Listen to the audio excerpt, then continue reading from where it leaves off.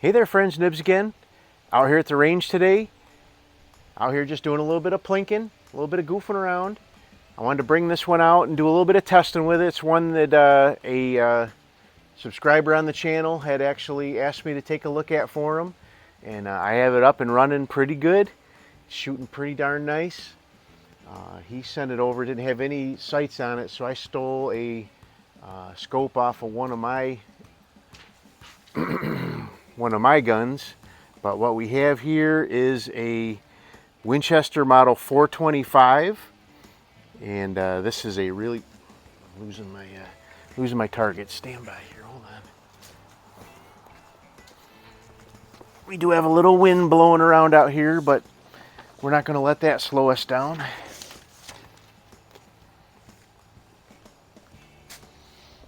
So this is a Winchester model 425. It is a 22 caliber. I have some Benjamin single die pellets out here. I just paced off about 16 paces, so about 16, 17 yards here.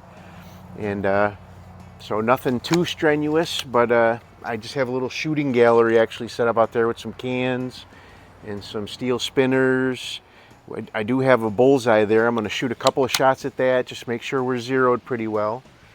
And then we'll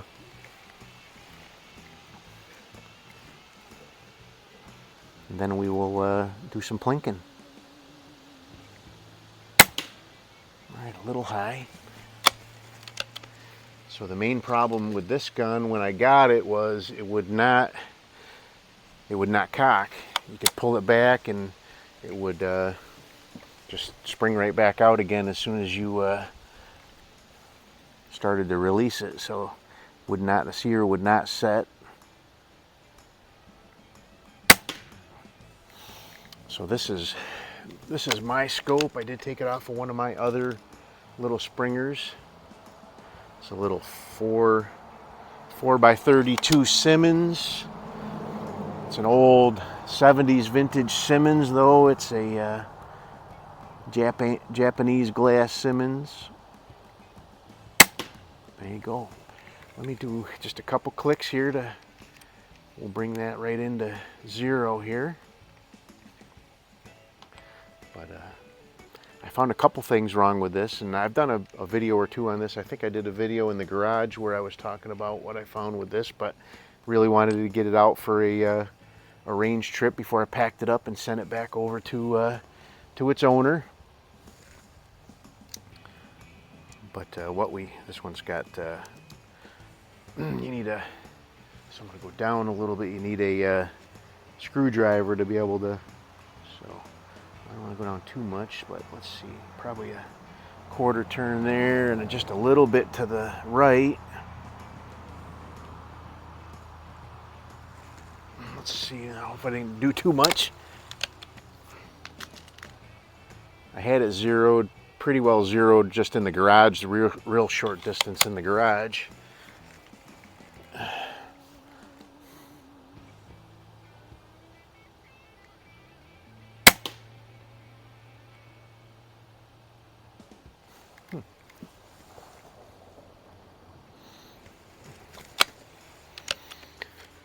People like using our range driveway as a turnaround. All right, one more shot and then we'll start plinking. All right, looks like I'm still a little high, but let's see if we can hit any of them steel targets. So I've got a set of steel silhouettes that are little hanging spinners. Let's see if we can hit the chicken on the left there for starters. All right, nice little pating.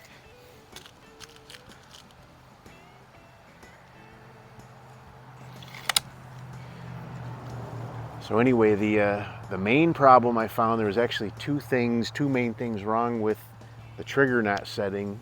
This bar here, the cocking bar, was actually bent and it was kind of in a bow shaped. So when you actually cocked it down, it didn't push the piston back far enough to let it engage the sear. And then there's actually a little spring on the top here that is supposed to, there's a couple pieces in there, and this outer sleeve the spring has to push that outer sleeve forward in order for the sear to engage, and that spring was not engaging that little sleeve. So even if the cocking handle had been able to push that back far enough, it would have never set. So all right, so we have some like diamond shaped spinners on the left there. All right, yeah, let's see if we can see where it hit it. All right, I was aiming like right at the bottom point of the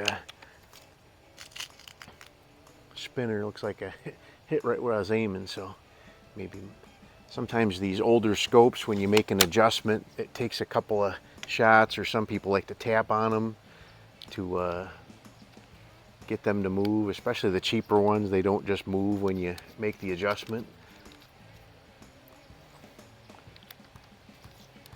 So that's when I'm using one of these older vintage cheapo scopes.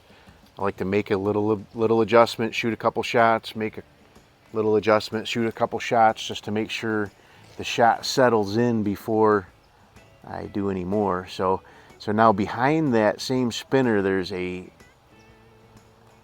drink can there.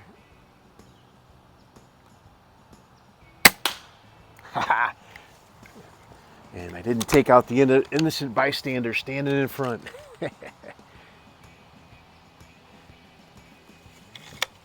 So I also have a 425, and it is a nice shooter as well.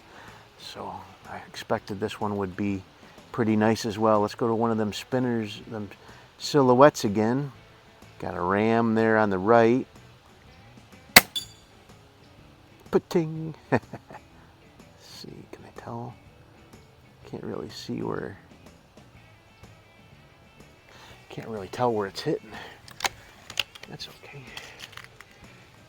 You know I hit it. Alrighty, so now on the left-hand side we have some little spinner paddles up top.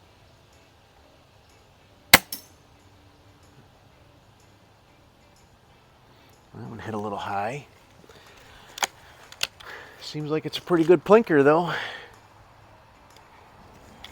These were never designed to have a ton of power. They're just literally for getting out in the backyard and knocking over some cans. So now I have another soda can that's at the angle you guys are seeing it, but it's directly in between the pig and the ram. And I got him. Probably 3/4 of that can was obscured by the actual silhouette, so I had to be real careful. All right, let's see, what else can I hit? Let's hit another one of those little round spinners. I'll go for one of the top ones now.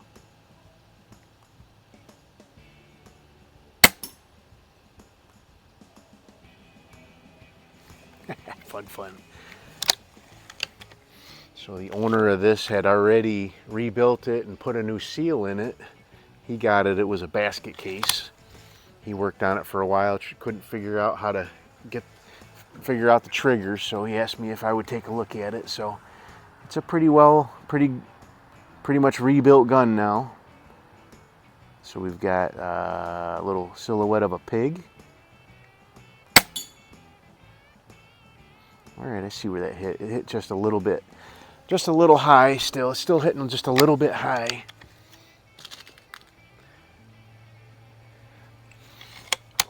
But that's all right. Once I'm done with this video, that scope's coming off. It's going to go into a box and head back to its owner. So I'm not going to worry about getting it any more zero than that.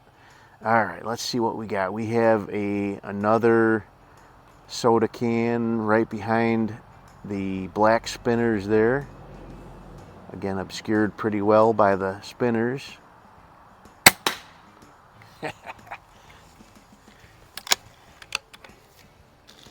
I like shooting these little 22s that are low power. They really punch those soda cans pretty cool. So, all right, let's see here. What haven't I hit yet? I haven't hit the turkey, have I?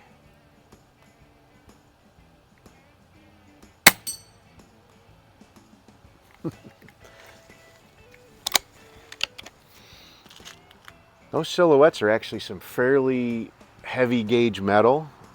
Say it's only air rifle rated, but I've actually shot those with some standard velocity 22s, and they didn't take any damage other than paint coming off them. So, all right, there's another soda can. It looks like it's out in the open from your view. I can see in the camera, but it is actually obscured by the right hand frame of that orange target set there. But I had no problem. All right, let's do just a couple more shots and then we'll get out of here. This is a fun little gun, but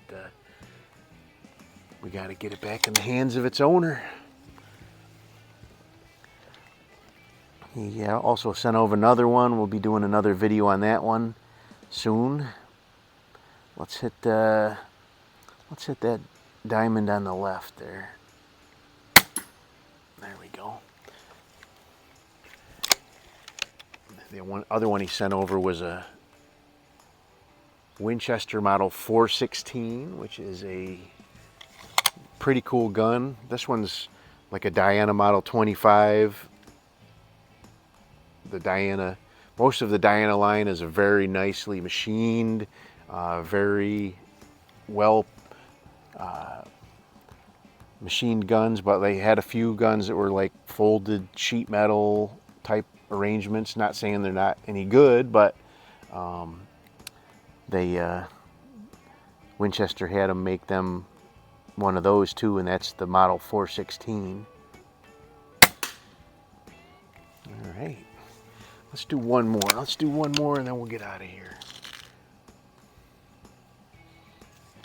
Unless I miss, and then we'll have to do more. But this is a beautiful little gun.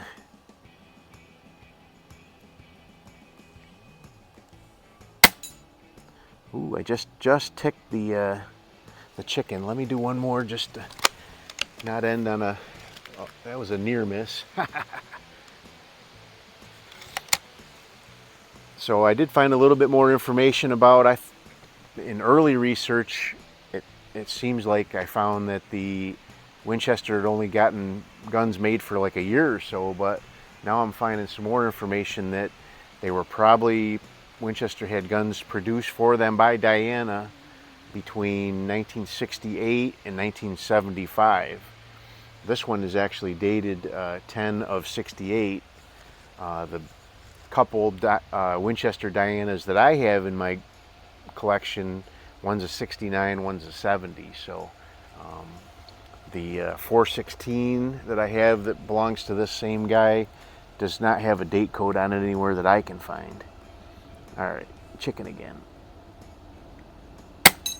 That's a better hit. That looked pretty well centered right where I was aiming too. So anyway, there you go. Really, really cool old gun.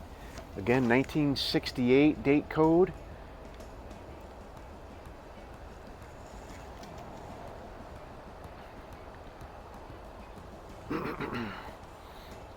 So if you ever find an old Diana, it should have a little date code stamp right here or somewhere around that. Sometimes you might have to take it out of the stock to be able to see the date code, but they did that all the way up into the 90s, and I have guns that go back into the 60s that have them on them. So they did it for quite a while. I'm not sure. I do have guns that were made into the later 90s and in the 2000s that don't have the date stamp on them too. So somewhere along the way they decided to stop. So, but anyway, I hope you guys liked the video. Stay tuned for more on a few other repairs that I've done and have working on. But I'm having a lot of fun helping you guys out. Till next time, have a great day.